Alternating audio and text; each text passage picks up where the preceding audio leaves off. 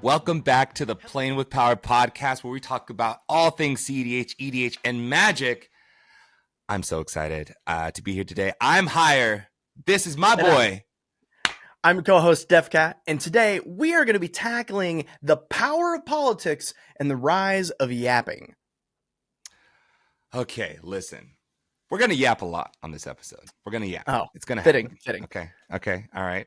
But before we start yapping, I want to know, what is the card you think people need to put some respect on its name? Put some respect on it. Honestly, recently, it has got to be all the trying to, air quotes, rise of the split second cards. There are so many split second cards that matter so much more. And recently for me, all those green split second slam enchantment, slam artifact cards, destroy them.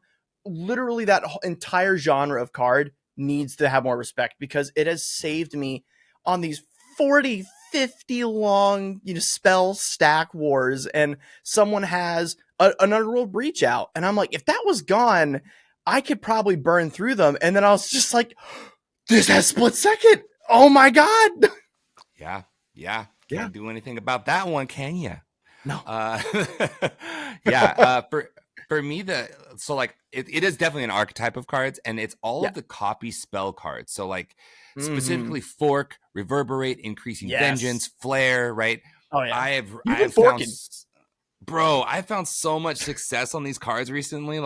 Recently it was I play bad cards in my Rockside list, but I was like Necrologia, and Necrologia says pay life first, and someone was like, oh, I'm going to counter your spell, and I was like, well, I'm going to flare my Necrologia, draw 38 cards, counter your spell, and then get another 38 cards. Like, get out of here, bro. Perfect. It's perfect. Yeah, I love it. And I love it. You know what? One little one that I'll throw in as like a honorable mention: Dualcaster Mage. On that exact same thought, I recently put Dualcaster Mage lines back into all of my Rakdos lists, and we were jamming on Saturday, and I went, wait a minute. Oh, yeah, I can just use this to copy that Force of Will. I have so much mana right now. Cool. Yeah, it makes Jessica's Will really useful. It's like, all right, now I'm going to do the breach. Oh, you're going to think Dualcaster Mage with all this extra red mana, Yeah, it's perfect. Yeah. There's a lot of cards like that will definitely probably bring up during our discussion today. But everyone, we would like to introduce you to the thought process, the idea, the entire genre of politics within CEDH and TEDH. The idea of it being a genre means that there's different subgenres, and there's a lot of ways people politic that are different taste levels, maybe skill levels, depending on your social ability. And we want to discover, is there a secret to this? Where is this powerful yapping ability coming from? And are people genuinely just better at it? Is it just because they're famous? Is it the deck they're on? What makes politicking powerful, and why has it gotten so popular? And so our first question I would love to pose to you, Alex: what is the most important thing to learn about someone else politicking? When someone is trying to tell you something, what is the most important part of that? That no matter what they say, no matter anything, everyone's trying to win, right? Yes. Everybody, right? Everybody's trying to win. So even if it might seem innocuous, right? It might seem like, oh, this random spell doesn't seem that powerful. If they start politicking for it to resolve, it means something. Yes. Right? It is a flag. If someone starts yapping, they care. Yeah. When people start saying things like, I don't have anything. Why are you targeting me? Why is this happening? You're being real defensive, bruh. I've attacked people with a Crom, and they're like, oh, that's fine. And then I've attacked people with Crom, and people freak out like, why are you attacking me? I'm not the threat. What's going on? And it's like, bro, you kind of defensive over there. Why are you talking so much? Oh, yeah. I feel like, I mean, that's a huge thing. And the reason I wanted to bring this up as our first question, and why I think it's so important to start on this for you guys with politics, is anytime you start talking, any good player is going to notice that you're getting a lot out of something because of how much you're talking. The more you make it a big deal, like politics has to be suave. You got to have some tact. It can't be, arg, you're attacking me. That's not politics. And that is not what we're talking about today. Right? Yeah. Yeah.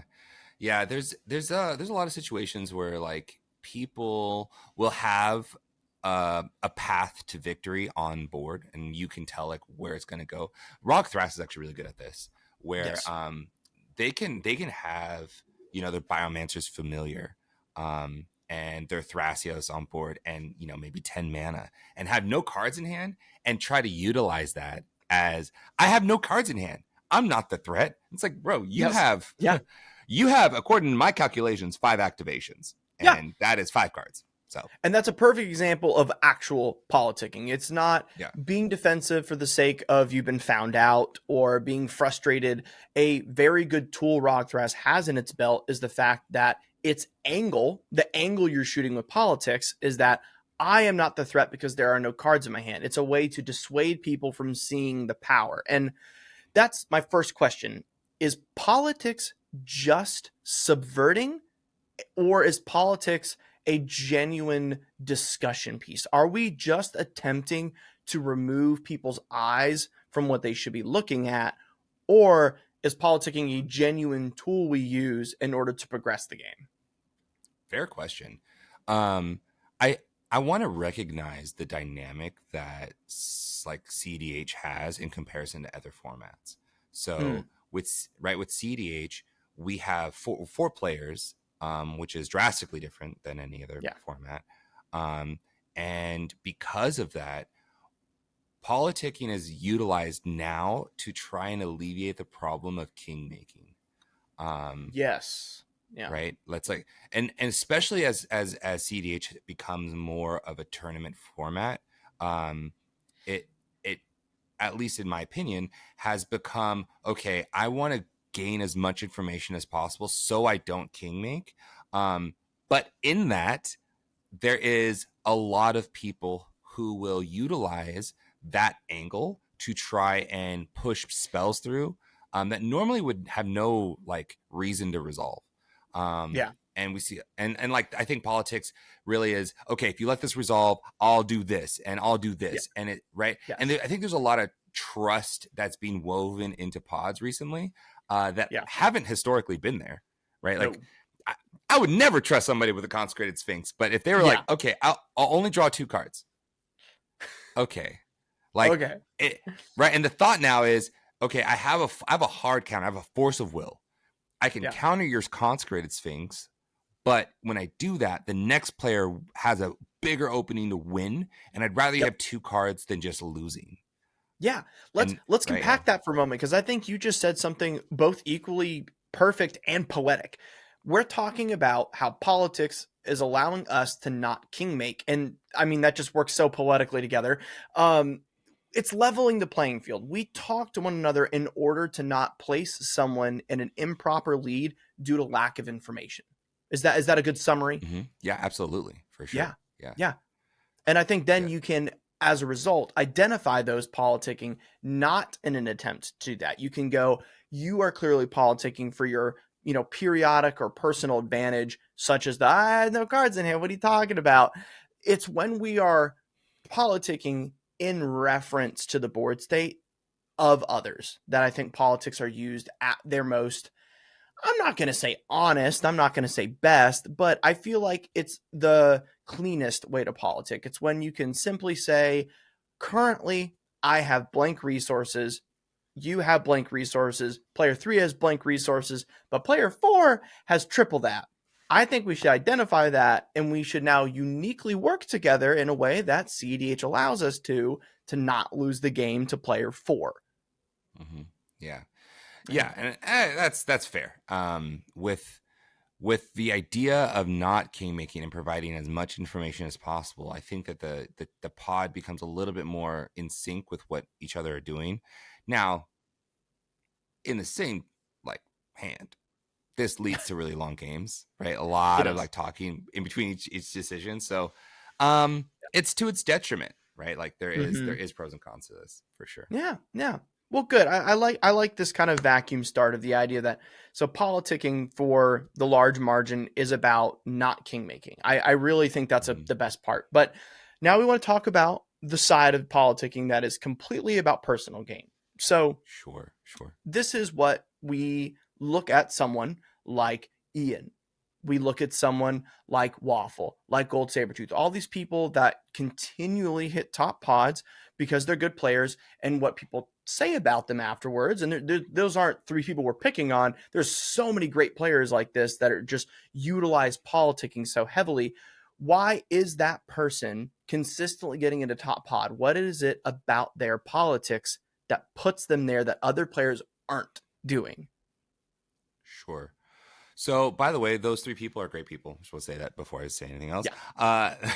The in playing with them and in playing with like heavy like competitors, Yeah. um, deflection is like a really strong tool.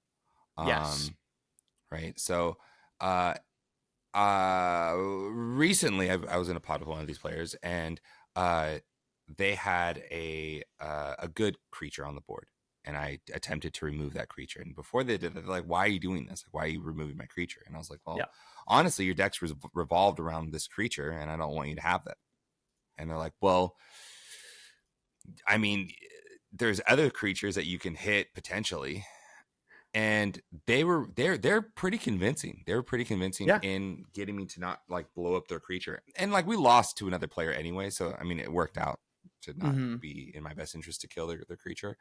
But they're good at that. They're really good Yeah. at deflecting and making it a big thing. Wounded Satellite is particularly skilled at this. He's Yeah. particularly good at making it very apparent that his spells, while maybe game breaking, are not the threat. Hmm. And I think that's how he gets through some of his games, by being able to convince other players of that. Um, and I, in a pod with people who do that, tend to kind of blow through it. Uh, Yeah. right? The Like deflection starts coming out so rapidly. We start hearing so many different, hey, I'll make mhm. it deals, or hey, this isn't the threats, that after a while it gets lost in the sauce. And you just thought you got to start countering stuff. You got to start removing stuff because whoever can deflect the best, in your personal interest is going to be the person that gets the farthest ahead. And so after a while, there's so much unknown that's normally used in the deflection, such as, by the way, this person has their commander out and their commander has 3 cards that can combo with it. And they start listing off all this information about someone else's deck and about how that's the threat for that reason. But it's all normally built on unknowns. None of what they're Mhm. saying is specifically about something that we currently need to worry about. It's the possibility. Yeah.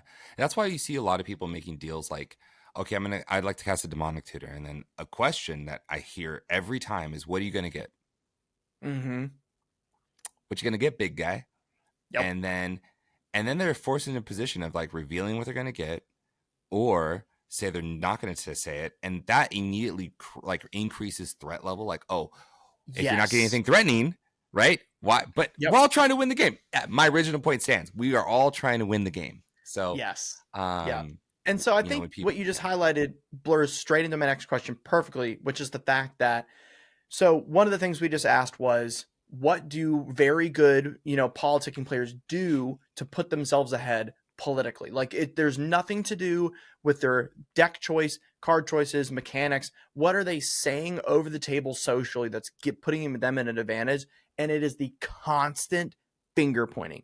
It is the Mhm. constant, the moment someone does an action and there's information that is not revealed, always going, what are you getting? What are you doing this? And so the question is, politically in TDH, that's just the best play possible to do. You never let someone do something without forcing them into the social juxtaposition of either revealing the information or not revealing the information. And that's where I think a lot of players can go, ugh, politics. That's where people can get Mhm. annoyed with it, right? Yeah, for sure. It's a lot of mind games, right? The idea of, I'm going to paint a target on you, even though you may not be a target. Um, and people start catching strays. All of a sudden, oh, he's gonna get this. Oh, he's the biggest threat. How am I the biggest threat when you have a wrist stick smothering tighter than a fish? What is going on right now, bro? Yep. Uh, Yep. Yeah. um, Your ability to counter deflect. You have to be mhm, able to, when, for example, I think one of the best ways you can respond to what are you tutoring? Like you were saying, dude, we're both trying to win the game. I'm not going to ask you when you tutor. You know, I'm trying to get something to advance my game plan. Like mhm, just being able to go, look, that ain't working. You're not going to make me look like the, the bad guy here, or like the scary one. We're both trying to win. You could just you might be lucky enough to already have in your hand what I wish I was tutoring. We don't know that. mhm. You're like, yeah, you might be lucky enough to have in your hand what I'm looking for right now. There's Yeah. a, I so being a person, being a creative, I go through, we probably go through a lot of hypothetical situations in our brain as we're just driving Yeah. along the road. Um, All the and time. something that came up was, um, a response you could have to a person asking you what you're tutoring for is, I'm not going to tell you. And honestly, I don't believe your threat assessment is strong enough to know whether or not you should counter this spell. I don't believe you are a good enough magic player to know if I'm the threat or if the person who has the, all the value engines are good enough of a threat. Right. Woo! That's heavy, That right? That's a super strong position. Oh man, I'm too soft. I can't fire that back at people. But here's the thing, that's so smart. And being able Mhm. to just lay down the cards and say, "Hey, this is the level we're about to be at socially." But that brings into question, is politicking something that can be done friendly? Good question. Depends on the player. Um, I know a lot of players that play 1v1 Magic, and in 1v1, they utilize like intimidation tactics. Like every time someone makes a play, like, oh, that was a bad play, right? Slowly like grinding into that person's like psyche as a part of their play. Um, Yep. there are players, and I've heard like there's some very famous players that play in CEDH now that in 60 card they were like beasts. Oh yeah. And so, but I do think that players are not mean, but provide a environment that isn't friendly, in on purpose, right? To like get people off kilter, people start making mistakes, bad decisions. Yeah. Um, we right now in like CDH, we see these massive stacks, right? People who are, we're talking 30 spells deep with a ton of triggers.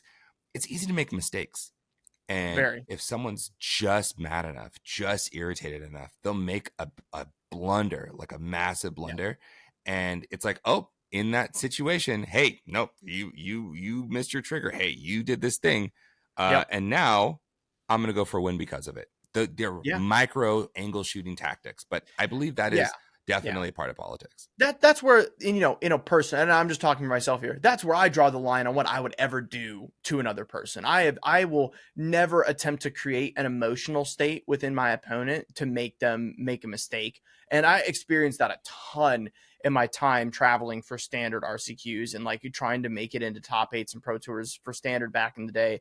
I would play the most simple decks, and the four color control crazy players would talk down at my sanity level like crazy, and it worked because I was in college and I was just creature. I didn't really know how to combat it at the time, but I've sat at tables with people that they're not using crass language, they're not being rude to one another, they're not even using any finger pointing or nothing, but their intensity level, their big personality can intimidate people to the point where I can tell that like my opponent's making a really dumb decision because of how upset they're being made to. And so in a way, in my opinion, that I like to politic is I try to counter politic whoever's being the most aggressive at the table. And that's where I've found most success for me. I've had these turbo players messing with the Esper players at the deck or at the table because they know that they're the people with the most control magic, and they'll be pushing at them and saying like, why are you countering this, why are you doing this, getting all up in their head, and no cursing, no real angry language per se, but I'll say, hey man, don't let him get in your head, you have the full freedom to make your best choices, stop letting him play the deck for you. And I tried to do everything I can to give people autonomy. exactly. I think that's really important. The idea of using intimidation tactics to win Magic games, Yeah. while it can be effective, Oh yeah. also requires you to be able to live with how you played a game outside when the game's done. Yeah. Right? And we know Like people you like made that. that There's a choice, lot bud. of people in this community that are consistently receiving feedback that the way that they've spoken to other people just won't fly in the next pod. Hmm. Yeah. Yeah. Um, I recently played in a tournament, solid 04 drop. And We know solid it. plain Turgrid. We've all done it. And Um, you're lying if you we've all say you done it, haven't. you know. And like in none of the games did I think to say or try to politic something that made someone feel bad. Right? Like, Yeah. oh, like, right. Because at the end of the day, like, we're all humans. And it wasn't a big tournament. Like, I'm not playing in these massive 15K, 20K Yeah. tournaments where there's a lot of money on the Hmm. line and like it feels real bad to lose. But I could understand the pressures of trying to win that and like taking it very seriously, Yeah. and politicking in a way that like, you're angle shooting for the best that you can. There's people who make decks specifically to go to time so that they can try winning at the end of the game. Yeah. Yeah. Um, and Yeah, so, and so like as we talk about what made, politics become this most powerful tool, I think it's because of the fact that one, CDH information has become the most readily available it's ever been. There are so many YouTube channels that teach you how to play. You get to watch gameplay. There's 65 page primers, it feels like, for every deck. The information's out there now. It's no longer an information gap that normally wins you a game in top 16. At most right now, the most that happens mechanically is someone understands when to go for it better than you. Like they know the window better. Someone may have had a better brewer's advantage than you and had built a deck in a way that no one knew how to interact due to a certain inclusion. Or, and like this is kind of like the final frontier of CDH right now, and specifically TDH top 16 games, is when someone provides a new standard of play on a stack, such as split second, such as holding back cards with copy spells, like we've been talking about. That's been a more, pungent recent innovation for that. But outside of these mechanically unique ways to help you win a game, politics are now the biggest gap. There are players that don't know anything about politics and players that are extremely experienced in politics. And back then, it used to be people that didn't know anything about CDH and people who have played every single deck and read every primer. But that gap's closed. So now the big gap is politics, and that's why it's powerful. It's not that politicking inherently has power, that politicking is the most optimal strategy. It's just that there's a huge gap. If we're in a pod of you, me, Waffle, like we're all gonna politic equally. We've done the tournament scene. We know what it's like to yap at a table. And so now the yap advantage, way smaller. way smaller. The Ashani from Playing with Power, Jamaican dude, he once said that use your voice. It's a free resource. Yeah. It's a free resource. Yeah. And you'd be surprised how many spells you can have resolve if you simply use your voice. Yeah. And like being creative on how you want that, like how mnemonic betrayal, game winning card. In Oh late yeah. game winning card. I've had a mnemonic betrayal resolve and be able to like just wipe a board, do all this stuff, end with the one ring, and then pass the Mm-hmm. turn. And like my opponent still has all of their counter spells in hand. And Yeah. the deal, right? The deal is like, hey, you can help me make these decisions. I think we should Yeah. keep this mnemonic betrayal online, and that way we can get rid of some of these creatures. What do you think? Yeah, that's a great Yeah, deal. yeah, Awesome. and that's specifically what a lot of people we know do best. They go, "Hey, I can't make the play I want to right now. I'm not going to jam, but I'm really worried about it getting back to my turn. I'm going to propose something that keeps this game in check long enough. And you just got to know you're talking to the player that's not about to try to win. You got to make sure you're not talking to the person that's like, well, no, I don't want you to do that. I'm the one trying to make sure it doesn't get back to your next turn. You got to speak to the people that are clearly on the, behind on the board state, or clearly have resources but without a game plan presented to them, right? And constantly striking deals is a huge way to gain advantage, as long as the other people at your table aren't equally creating that advantage. Yeah, it's tough, man. It's one of those things where you have man, you said something that really struck a chord. It's like recognizing the player who doesn't have the win. Like that is a skill. Like Very much so. Yeah, okay, I have these counter spells in hand, and yeah, you can let that resolve, and then you clear the board for them, you clear the way for them, and then they just win on their untap. It's like, oh, it feels terrible. Yep. And so we're not talking from a place of just experience. There's something I would love to bring up, which is the fact that both Alex and I have worked in social work in our life.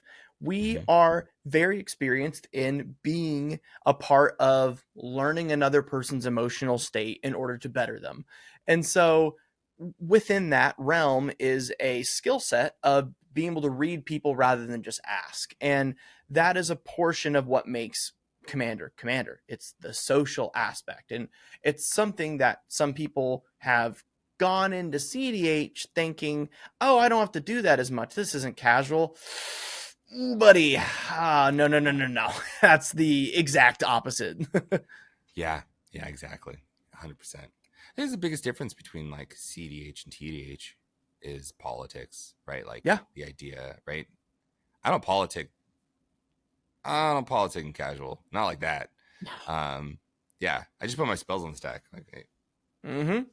Yeah, sometimes it's just nice, to be able to go, hey, by the way, I'd like to win the game. Here's Demonic Tutor. You got it? You have it? You got it? Yeah. Defcat is like the best at making me feel like he has something when he doesn't. Listen. We played a lot of games in Vegas. We played a lot of. You know how many times he like had mana open and then like tapped to cast a Vamp Tutor, and every time I thought it was going to be a Fluster Storm or something. Every single time. Yeah. Every single time. That was what I always do in my locals to get people to stop midway through. Like, I'm like, hey man, I don't want to burn my resources on you, and I'll float a Vamp Tutor with like a Ristic trigger, and they're freaking out. I love doing that, and then I'm like, cool, I'm gonna get Soul Ring. Yeah. Because I don't really know if you're going to win or not, but I don't really care. I'm just going to do whatever I got to do to win my game. Politics is interesting. Politics is super interesting. I think that we definitely have established what it means in tournament EDH for sure. Yeah. So with politics being powerful due to the gap, what I would love to talk about kind of for the rest of this podcast, this would be something I'd love to impart the knowledge to all of you watching right now. How can you be improving? Where can you engage in politics in a way also that you'll enjoy? Because no one has to politic the same. Everyone can politic uniquely. And I believe there's a lot of politicking strategies that are very powerful that don't involve the pointing fingers, the deflecting, that are constantly striking deals. I think there are other ways to politic that are as beneficial, but are unexplored due to the fact that it can be overwhelming to sit at a table with three others that are doing all that, the ability to constantly strike deals. And that's where I want to ask you, is staying quiet politicking, is being small and trying to just not involve yourself in it, is that a good way to politic? It can be. It can also get pointed out that you're not saying anything. Yeah. Right? Like it just depends. I think in a social format, I think you have to talk. I think you don't have to be over zealous, but you do have to say words, especially to describe what you're trying to do. Like, hey, I'm going to put the spell in the stack. Any responses? Yeah. What am I getting with this tutor? I'm going to get a creature. I'm just looking for some value here. Right. So you don't have to get too crazy with it. And that's kind of, and are you saying maybe language that is disarming, such as like, sure. Hey, I just want to progress my board state, try to make it to the next turn. Maybe disarming language is a good way to stay quiet. Absolutely. Yeah. I think for me, the best games are when people place like pretty straight Magic, right? So this is, Yep. hey, I'm putting spells on the stack. You can counter or not. It's up to you, whatever you want to do. Yeah. And like, I would say more recently, one of the best games of Magic I've played was in a pod. Was actually with you, Freedom Waffle, and another Uh, person. it's his recent co-host. They're on a new show Yeah, together. I don't remember the name off the top of my head. yeah, and that was a wonderful game. That was a really Yeah. wonderful game. We had a really really big stack, and something happened, and I realized that I don't know what to call this, but all of our spells got locked on the stack. Yeah. They Right, were just there. they At were just one there point, I remember existing. I used offer I can't refuse to get my Mox or not my Mox diamond, my Lion's Eye diamond that's 20 spells down in the stack. I was like, I really Mhm. want that back. So Yeah, I had Breach already on the field, so I went and offered I can't refused it to get it back in my graveyard so I could keep going. yeah, exactly. It was like, okay, on top of that, we have this thing on top of that.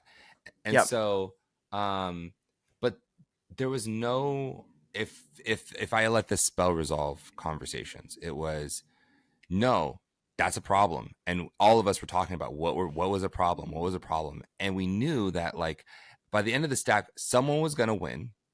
Yep. We were just trying to figure out who that was going to be, and I think that's how it's supposed to be played. I think that's how Magic is supposed to be played. That's where And I that, think yeah. ultimately most games end up now. I feel like politicking mostly exists pre the big jam stack, where we've Hmm. recognized that 3 out of our 4 players now have flash. Someone cracked their emergent zone, 2 people have valley flood collar, and we're all jamming like crazy attempting to get the win because this is it. Like nothing is surviving the stack, someone's coming out on top. Hmm. Yeah.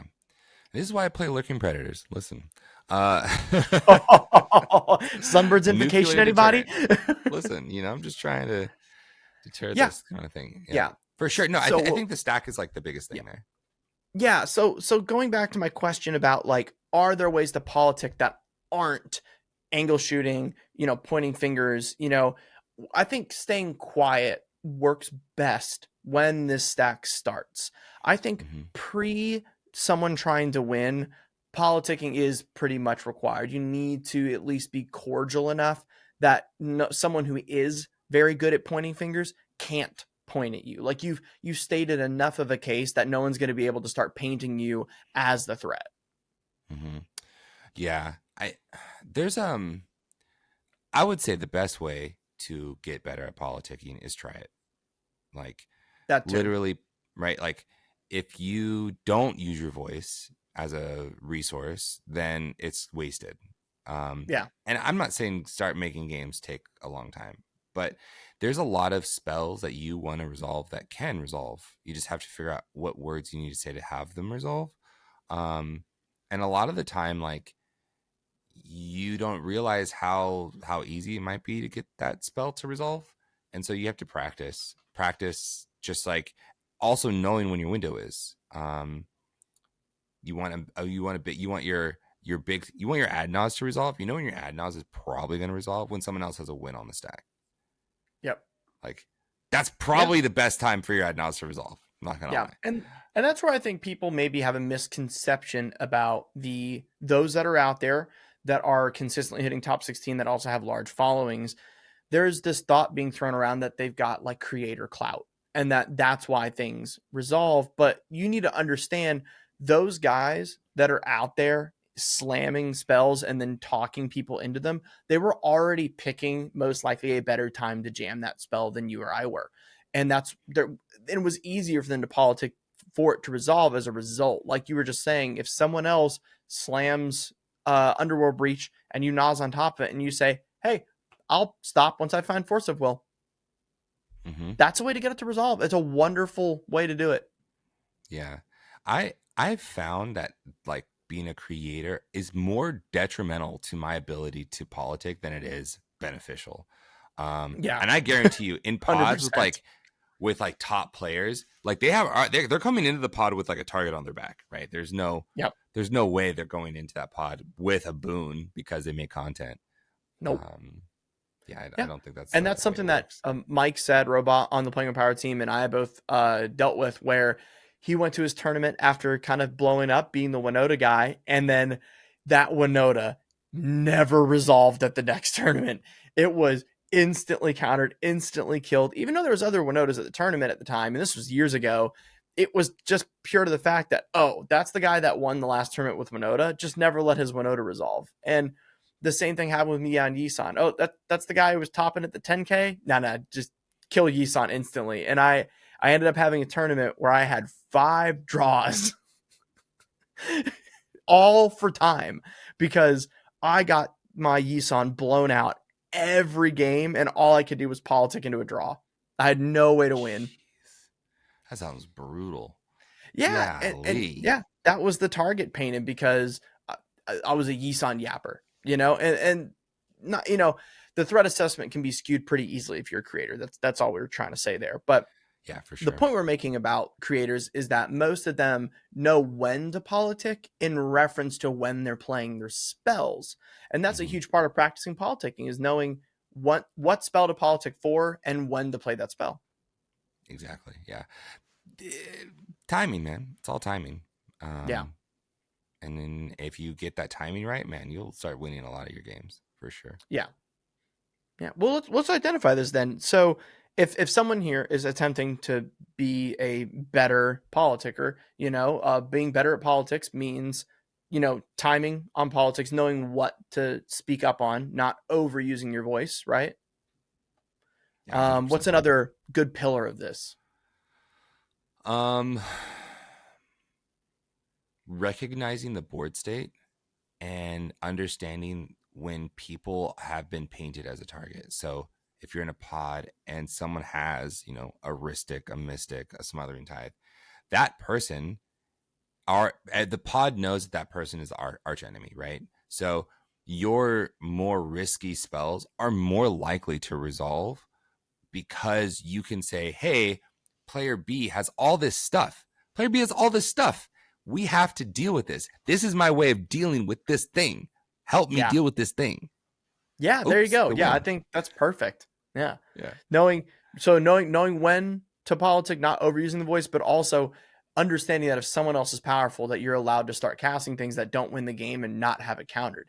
Your Smothering Tithe, your Ristic, your Consecrated Sphinx has a much higher ability to resolve if you can politic your way into going, my spell that I'm casting doesn't win the game, and we're about to go into turns where spells are going to be cast that do win the game. They're 100%. Within the turn cycle, you're going to see a spell 10 times scarier than this. Save your counterspell. Yeah, save your counterspell. Save it. Hey, you don't worry about this. I'm not trying to win the game. That's what people start saying that a lot. Oh, I ain't trying. We got Joe Schmo over here trying to win the game. I'm not trying to win the game. Like, don't counter my stuff because we got to save our counter magic for him, right? I'm derp. Like, yeah, no, Paul Little me. No. Why would I ever play this game to win? Yeah, man, I'm just I ain't doing nothing, good sir. I ain't doing nothing. Like, put down the hat. Take a little sip. I was like, no, guys, I'm just, I'll go to combat though. I'll go to combat though. Extra turn, extra combat. Yeah. Yeah, and what has been the reason for this becoming more prevalent? Like you said, it's free. Anyone can do this. And more people are getting better at it. And you don't want to be left behind. And politics are part of this format. And that's something, if you want to be better at the format, you got to learn politics. But I think we want to give people the availability to say, well, I have a way I like to politic. Just, you have to be honest. If your politics doesn't work, don't go, they wouldn't listen to me. Shut up. I'm sorry, but you are such a baby. Like, I don't care how rude this sounds. Like, if you think politics aren't working and constantly tell your friends after a game, they wouldn't listen to my politics, you're bad at politicking. You are not good at talking to people. You need to learn a way to communicate with other adults more effectively. Yeah. if you notice that you're very unsuccessful in politicking, the problem is most likely how you're communicating with the pod and like your ability to represent your like board state, your situations effectively. And Yeah. I'm sorry if it's not working for you, man. Yeah. I've been in pods, and I'd love if you could find an experience like this within your wellspring of history and knowledge of tournaments. But I would like to bring up one that I think is way more commonplace than people like to say, which is the fact that I've been in so many pods where a player becomes irritated over what they wanted to happen not happening, and then they harp on it. They will go, "I told you not to let that resolve. Look where we are now."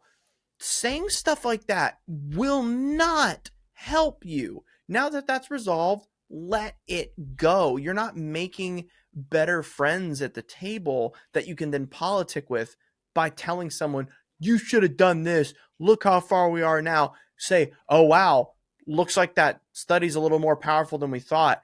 That's a problem." Start painting the person that has it. Don't frustrate the person that didn't counter it. That's how you get countered, because they hate you now. Yeah. Yeah, basically. That happens a lot when people are proactive with their counter spells. So like Yeah. people might like misstep a soul ring. And then like 8 turns later, someone casts like a demonic consultation with their Thassa. Yeah. Like, Yeah. well, that misstep would have been so powerful now. Like, Yeah. but I don't know what to tell you. I can't read the future. Yeah. I think that for me, not listening for the sake of not listening. So, hey, you might not want to do this because X, Y, and Z. Nope, I'm doing it. No, I don't care what. There's nothing you can say that can convince me. I'm gonna do it anyways. Yep.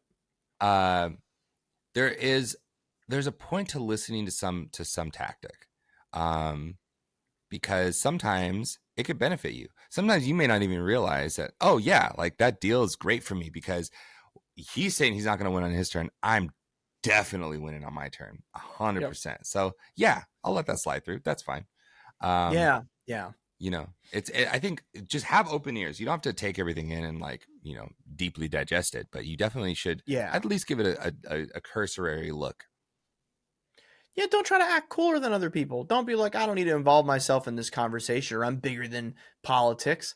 No, you can just be casual. If it's that frustrating, if you think people are trying to get a once over on you, you can just simply say, "I'll take that into consideration. Give me what you have to say. I'll listen."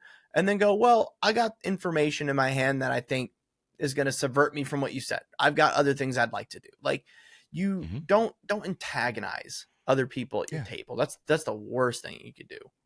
Yeah, and you don't need to, right? Like, yeah.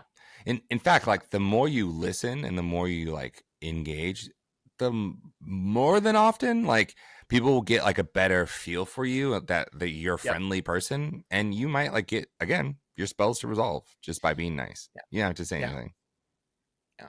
And just like proactively trying to telegraph plays is a bad idea, do not telegraph your politics.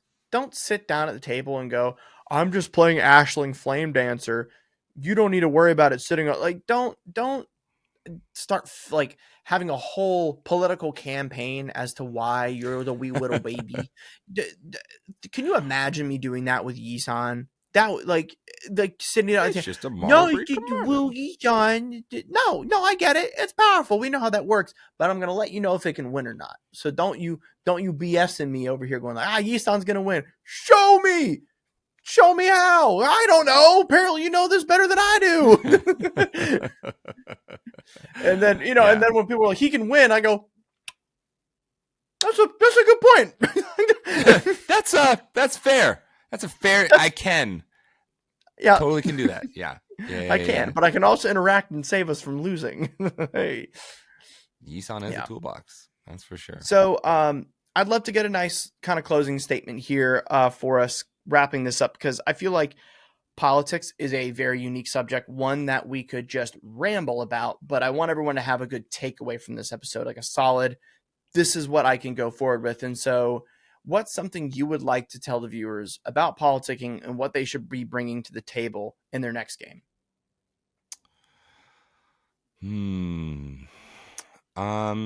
Politicking is a part of TDH. It's just a nature of the beast. And it's important to recognize when people are sincerely trying to prevent like a king making situation versus people who are simply angle shooting.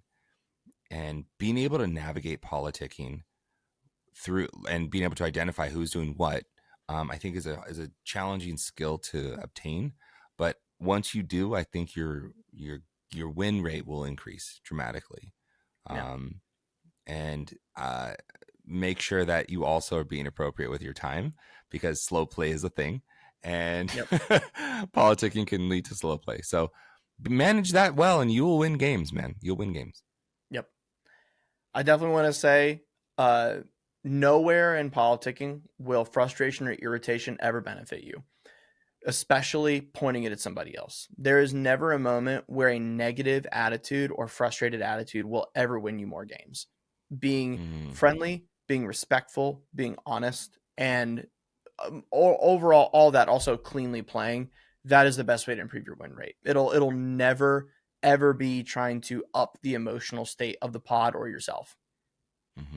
Yeah, you get a lot of blowback for sure.